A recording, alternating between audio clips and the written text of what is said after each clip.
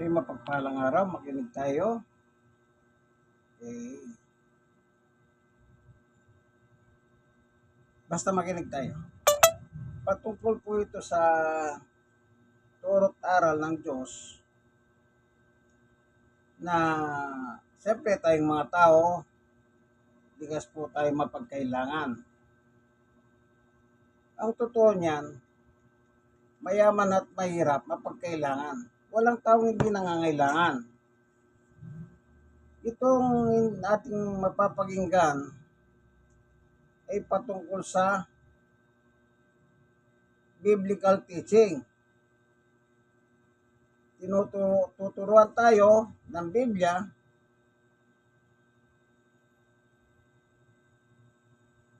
kung paano natin gagawin. Kumbaga, may guide ang salita ng Diyos na ating mapapakinggan sa araw pong ito. Handog ng prayer power. Po, si Presbyter Chody. Siya po ang magdideliver ng mensahe buhat sa banal na kasulatan. Sige po, makinig tayo, ano? Maganda ito. Spiritual po dito pagkain ng ating mga kaluluwa. Sa inyong lahat, ngayon po ay magbubulay tayo ng salita ng Diyos bilang atin pong paghahanda sa ating gagawing pananalangin.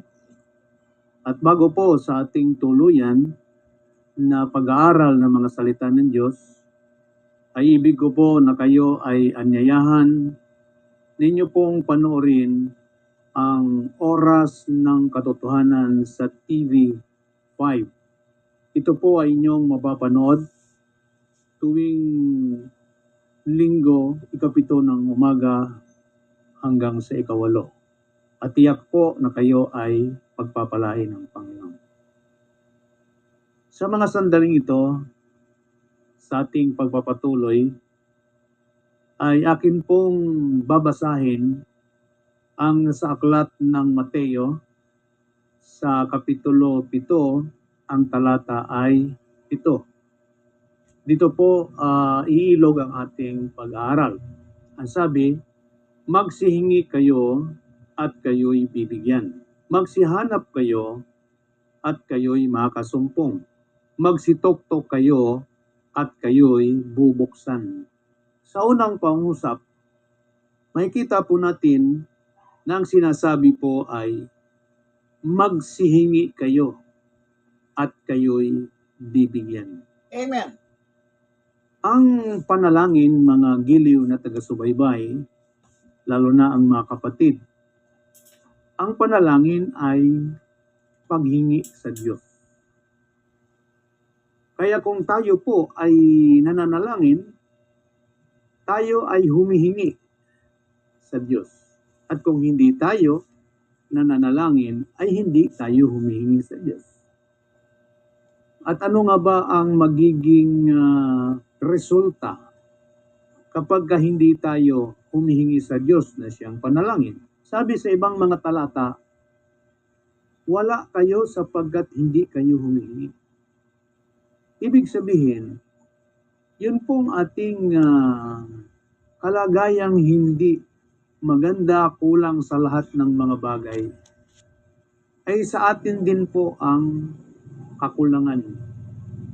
Dahil ayon sa talata, humingi kayo at kayo bibigyan.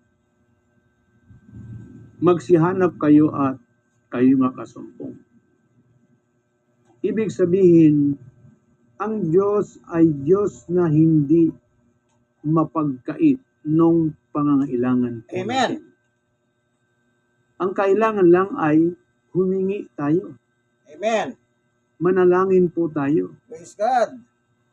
Sapagkat kung tayo po ay hindi nananalangin, mayroon pong negative na indication ito. Parang sinasabi natin na kaya natin kahit wala ang Diyos. Yun ang ibig sabihin nun. Pag hindi tayo nananalangin, ay hindi tayo humihingi sa Diyos at parang sinasabi natin na kaya natin kahit wala ang Diyos. Pero, ang sinasabi ng Panginoong Jesucristo, kung kayo ay hiwalay sa akin, ay wala kayong magagawa. Unay. Ibig sabihin, kahit gaano ang tao, karunong, kagaling, no, madiskarte ang kanyang, magdiskarte siya sa kanyang buhay. Pero kung wala ang tulong ng Panginoon, babasahin lang natin ang 15 verse 5 ng Book of John. Sinasabi, kung kayo'y hiwalay sa akin, ay wala kayong magagawa. Maaari na sa unang pagkakataon, makamit ng tao ang tagumpay sa kanyang buhay, pero hindi ito magpapatuloy. Sapagkat ang nagsusustain ng tagumpay sa buhay natin ay ang Diyos. Amen. Sapagkat ang sabi, ang Diyos ang magpo-provide lahat ng kailangan natin sa buhay. Kung tayo po ay lumalakad, namumuhay sa kanyang kalooban. Yan. Yan ang Diyos. Tingnan lang natin ang sinasabi sa Philippians chapter 4 verse 19. Ang sinasabi diyan, at pupunan ng aking Diyos ang lahat ng kailangan ninyo ayon sa kanyang makayamanan sa kaluwalhatian kay Kristo Jesus. Dito ho natin makikita na ang Diyos pala ang magpupuno ng lahat ng ating kailangan sa buhay. Amen. God is good all the time. Hindi tayo ang magpupuno, hindi tayo ang magsisikap nito o gagawa nito upang mapunan ang ating mga pangailangan. Tanging ang Diyos. Amen. Pero ano nga ba ang hinihingi ng Diyos? Ang hinihingi ng Diyos ay dapat maging priority lagi siya. At ang kanyang mga ipinag-uutos sa atin ay dapat nating unahin yan. Amen. Yan. Mateo, Kapitulo 6, ang talata ay 33. Dapat hanapin muna ninyo ang kanyang kaharian at ang kanyang katwiran at ang lahat ng mga bagay na ito ay pawang idaragdag sa iyo. Yung lahat ng ating kailangan sa buhay para tayo ay mabuhay na mahusay ay tanging si Kristo lamang ang magbibigay. Amen. Pero sa isang kondisyon. Ano ang kondisyon? Unahin ang kanyang kalooban. Amen. Ang kanyang kautusan. Unahin natin yan. Praise God. Bago ang mga bagay na kailangan natin sa buhay, ang Diyos muna. Lagi nga po nating narinig yan, God first. At ginamit yan ng isang nanunungkulan sa gobyerno. God first. At yan naman ang totoo. Sapagkat ang sabi, ibigin mo ang Diyos ng buong puso mo. Hindi sinabi ng Diyos na kalahati ng puso mo o bahagi ng puso mo, kundi ang sabi mismo ni Kristo, ibigin mo ang Diyos ng higit sa lahat. Ayan.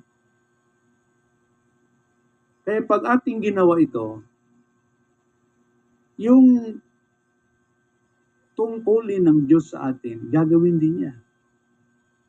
Nanong sabi niyan, sa anumang paraan ay hindi kita pagkukulangin. Yan.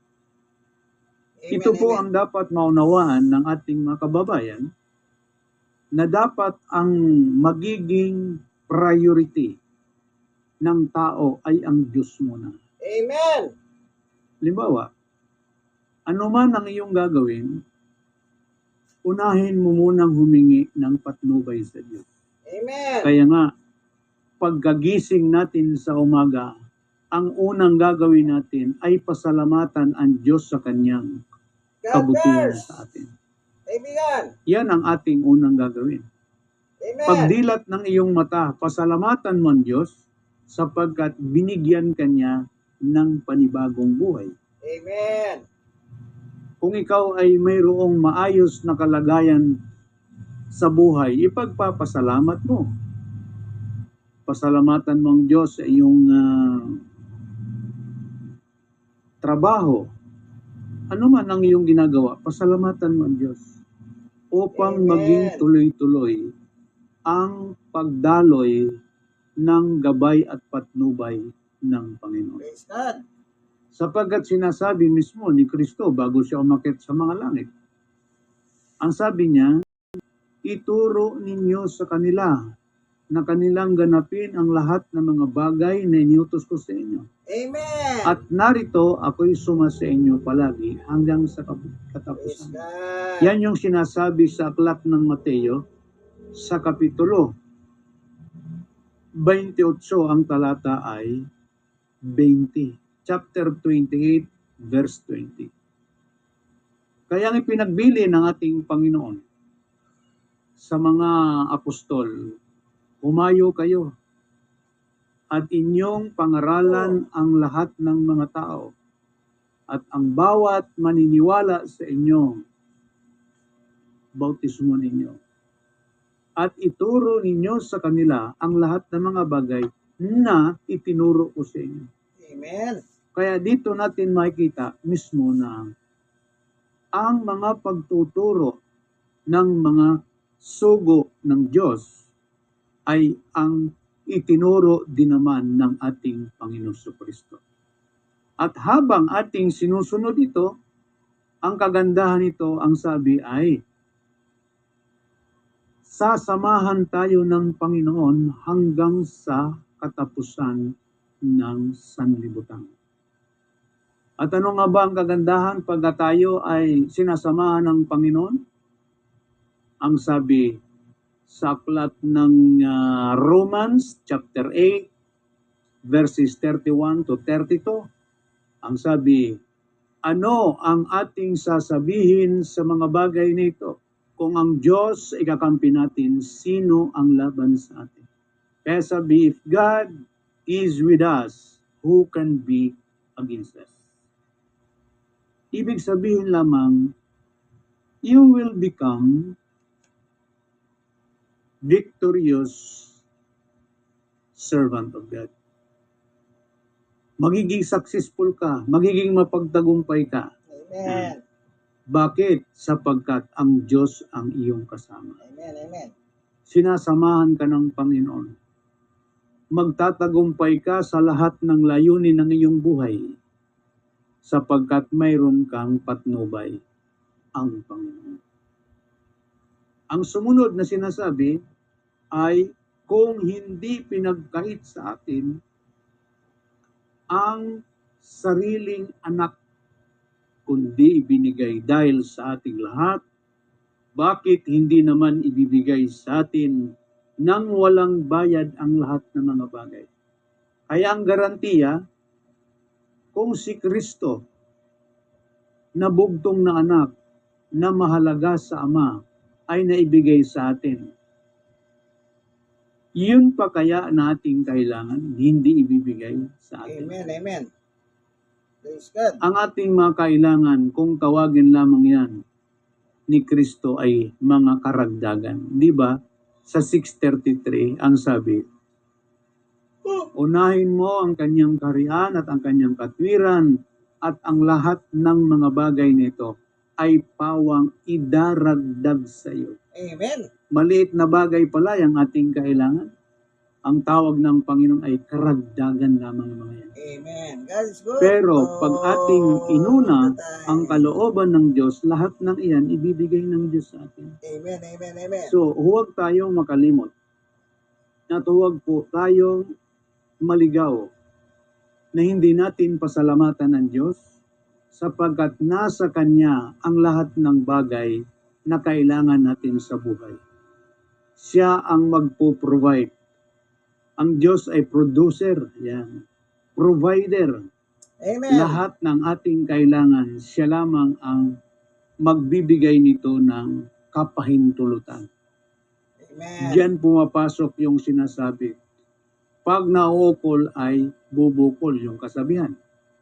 So, pagka tayo po ay maging mapanalanginin, lahat ng bagay na kailangan natin sa buhay upang tayo mabuhay na mahusay, tanging ang Diyos lamang ang magbibigay. Binanggit ito sa Old Testament. Sa una pa, ang sabi sa 23:25 ng Exodus, ang sabi, inyong paglingkuran ang Panginoon niyong Diyos at kanyang babasbasan ng iyong tinapay at ang iyong tubig at aking alisin ang sakit sa gitna mo. Amen. So Praise dito God. malinaw, lahat ng bagay nating kailangan sa buhay, Diyos ang magbibigay. Amen. Pero ang kondisyon, dapat natin munang unahin ano ang gusto ng Diyos sa atin. Praise God. Lalo na sa panahon ito, mahirap ang sitwasyon ng ating lipunan dahil sa nangyayari na mga kaguluhan sa gitnang silangan. Pero kung ating titingnan, ang mga pangyayari sa Biblia na may mga nakaranas na mga dakilang gawa ng Diyos na hindi sila naapektuhan sa mga pangyayari. Ibig sabihin, hindi sila naging biktima. Nakaranas sila pero hindi sila biktima.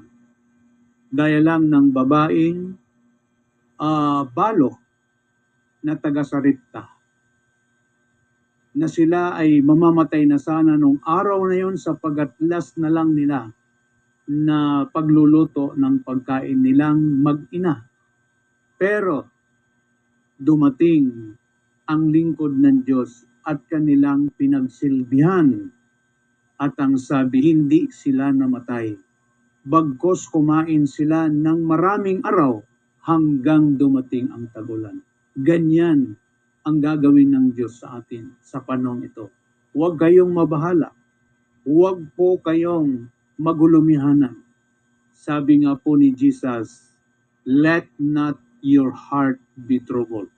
Amen. Maniwala tayo kay Jesus, maniwala tayo sa Diyos Ama sapagkat siya ang may salita, hindi tayo niya pababayaan. Amen. Purihin ang ating Panginoon.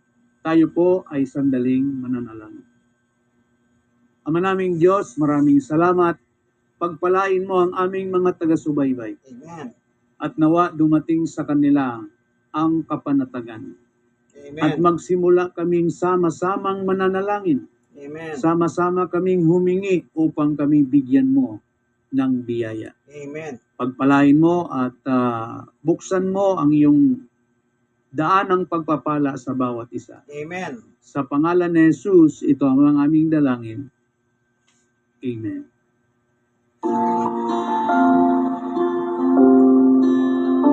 Prayer power.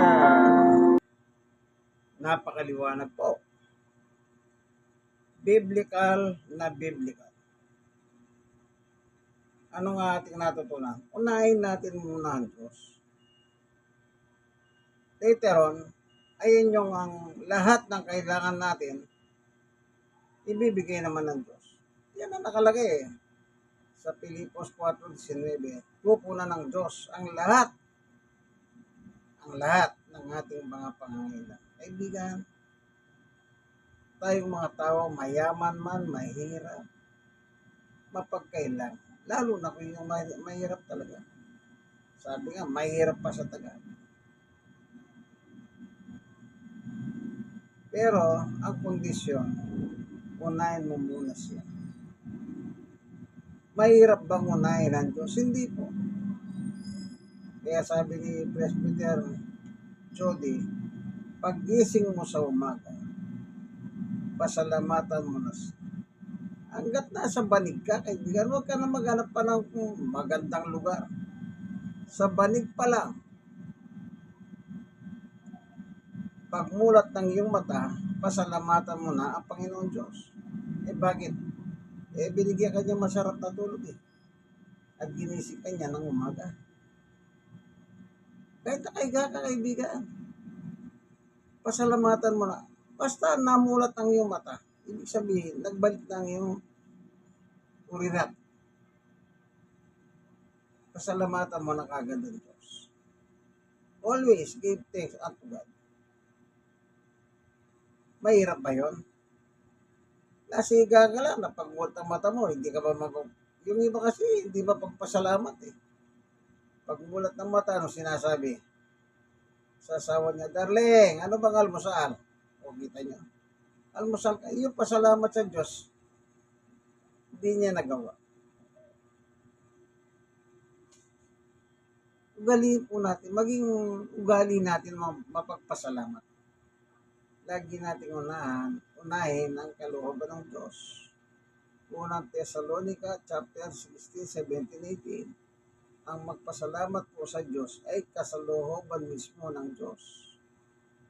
Sa atin, kalooban po ng Diyos yan. Sige, tumangin yung kaibigan kay Jesus, Brother Manny Bautista. Sa po ako senior, 64, stroke loss, 6 years and 10 months. At PWD, may tama yung tuod ko, 6 years and 10 months.